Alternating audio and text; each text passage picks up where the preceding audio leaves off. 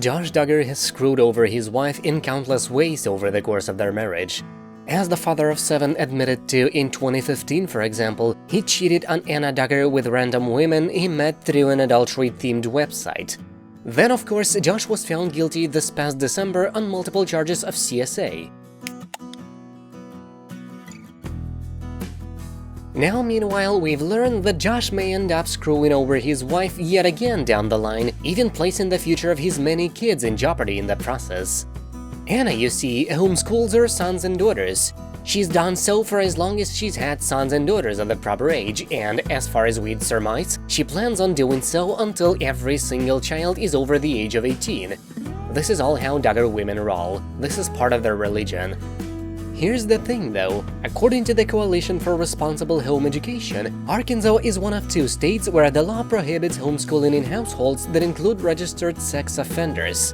Josh most certainly qualifies as one of these, considering a jury of his peers unanimously agreed last year that he illegally downloaded hundreds of photos and videos of minors engaged in heinous sex acts. Hence why Josh is currently in a detention center awaiting sentencing on May 25th. He faces up to 40 years behind bars, although most experts assume Duggar will only be sentenced to around 10 years or so in a federal prison. Assuming this ends up being the case, he and Anna will be parents to a 10-year-old, a 12-year-old, a 14-year-old, and a 16-year-old when Josh gets out of jail. All of these kids will be in need of an education, and even though it's a while from now, Anna will need to think of what to do if and when Josh is living at home once again in the wake of his jail term. They could easily send them to the big house or Jessa's home and argue that the kids are not being schooled at home, one Redditor theorized a few days ago.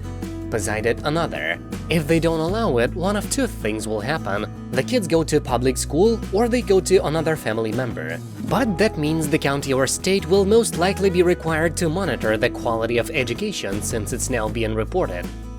There is naturally an alternative for Anna. She could simply file for divorce. She could finally leave Josh. She could take her kids away from a man who has been disloyal as a husband and who also confessed years ago to molesting his own sisters. Sadly, however, this does not appear to be an option for Anna. She has remained by her husband's side throughout his legal battle, even writing on Instagram several weeks ago that there's more to the story when it comes to the charges against him. Anna didn't provide any evidence to back up this claim.